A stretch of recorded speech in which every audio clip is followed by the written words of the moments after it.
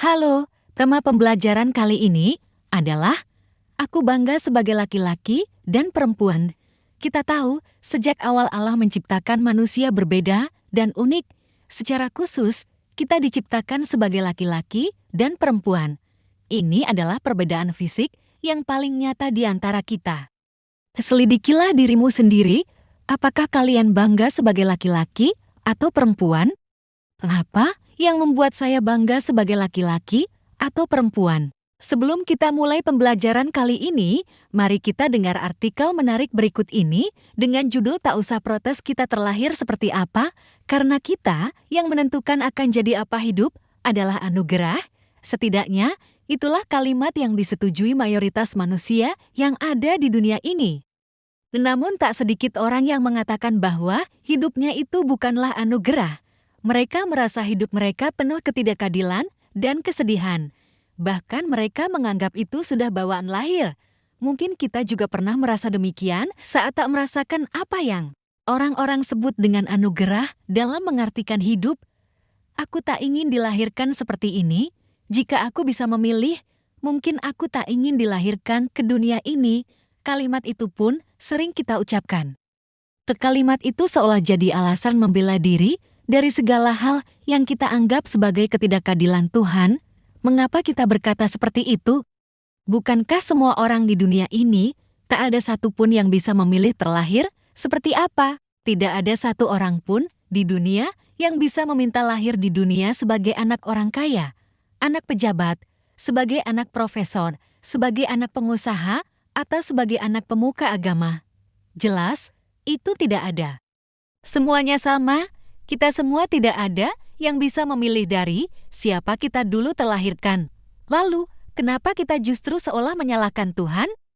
Menyalahkan Tuhan tentang kenapa kita berada di kondisi seperti sekarang? Mengapa?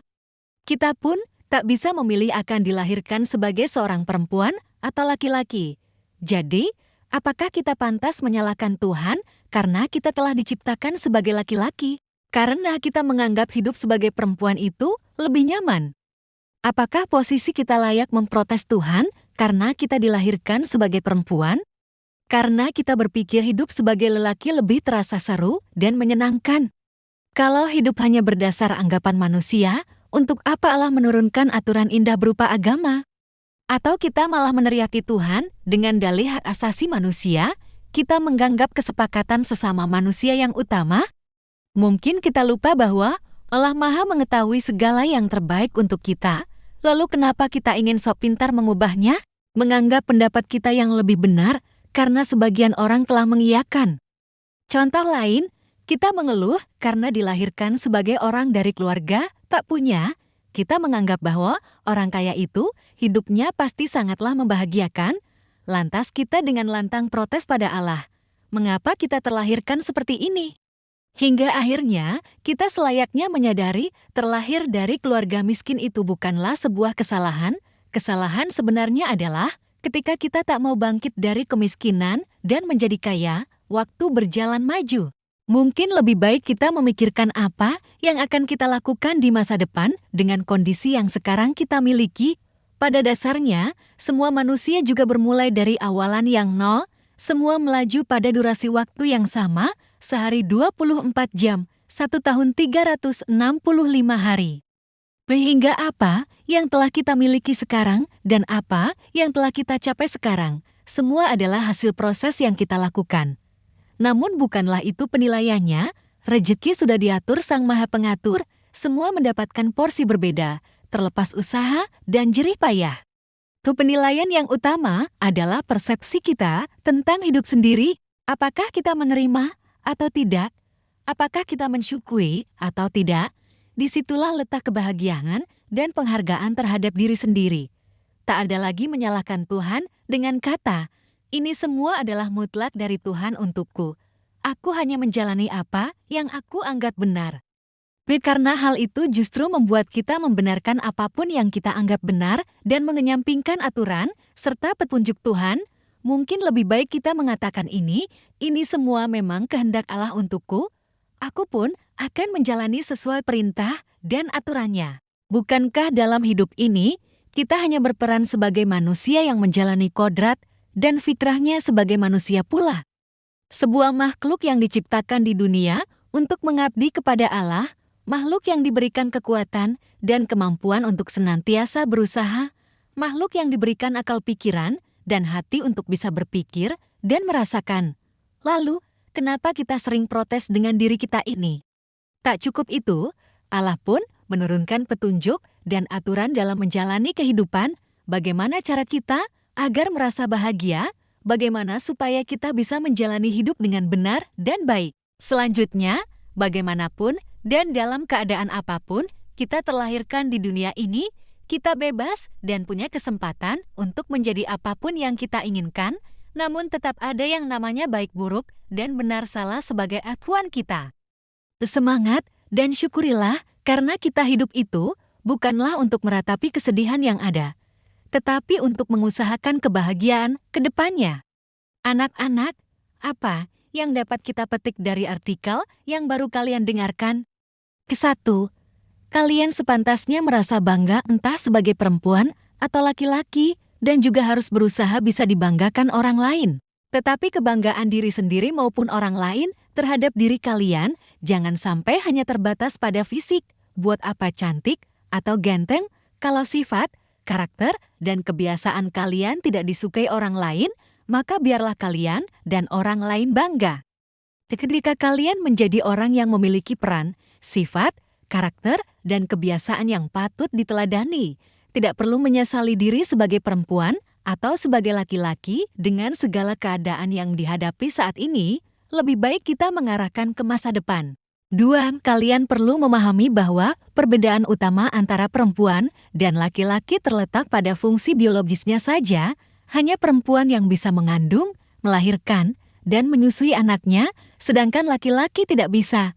Tetapi mengenai sifat, karakter, kebiasaan pada dasarnya, tidak ada yang khas. Di dalam masyarakat zaman dulu, ada pandangan seolah-olah tanggung jawab mencari nafkah itu laki-laki atau suami, sedangkan perempuan atau istri itu tugasnya mengurus anak.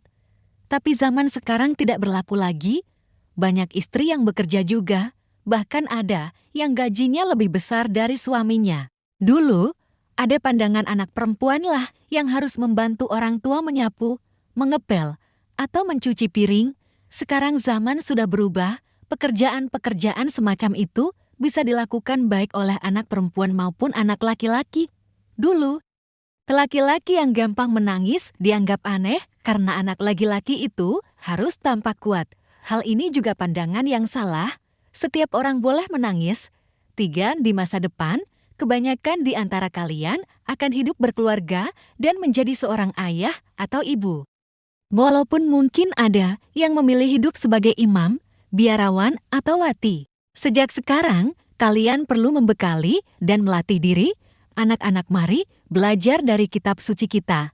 Dari bacaan-bacaan kitab suci, ada beberapa gagasan penting yang patut kalian pahami. A. Sebagai perempuan atau laki-laki. Selayaknya kalian bangga dan bersyukur karena diciptakan menurut gambar dan rupa Allah dan diberkati secara khusus, serta diberi tugas menguasai ciptaan Allah lainnya. Allah terus mencintai dan memelihara kita dengan menyediakan apa yang dibutuhkan demi hidup kita. B. Di mata Allah apa yang telah diciptakannya, termasuk manusia, baik perempuan maupun laki-laki, sungguh amat baik, sungguh sempurna, sungguh sesuai kehendaknya. Lihat Kejadian bab 1 ayat 26-31. C. Allah sedemikian mencintai manusia ciptaannya dan selalu berkeinginan menyelamatkan dengan mengutus Yesus Kristus. Berkat Dia, manusia memperoleh berkat rohani, kalian dipanggil hidup kudus dan tak bercacat dan diangkat menjadi anak-anak Allah. Kita juga memperoleh penebusan atas dosa dan berlimpah kasih karunia. Lihat Efesus bab 1 ayat 3-9. D. Semuanya itu menjadikan kalian manusia yang rohani, oleh karena itu, untuk menjadi perempuan atau laki-laki yang dibanggakan kalian dipanggil mengembangkan hidup kerohanian dengan cara membiarkan hidup kalian dibimbing roh agar berkenan kepada Allah. Baca 1 Petrus bab 3 ayat 3-5. E.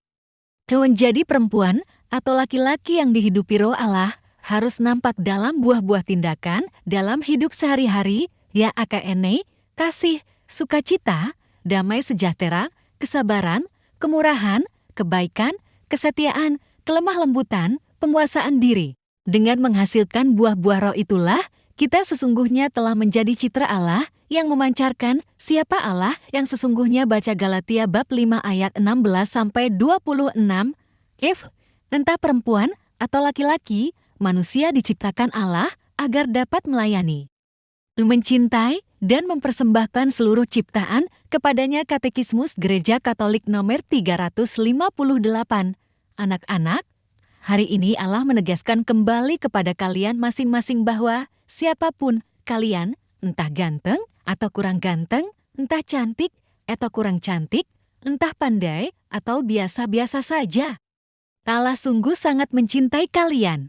Ia telah menciptakan kalian sedemikian sempurna dan sangat baik adanya.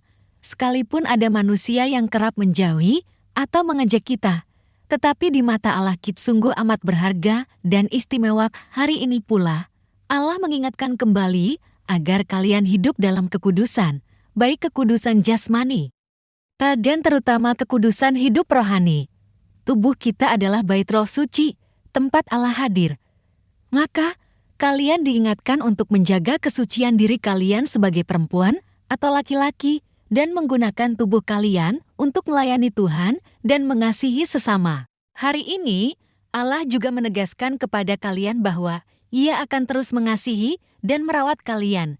Tuhan telah memilih utusan-utusannya, teristimewa kedua orang tua, saudara-saudara, teman-teman, dan guru kalian.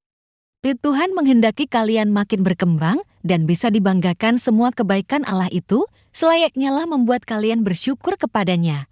Tuhan Yesus memberkati. Amin.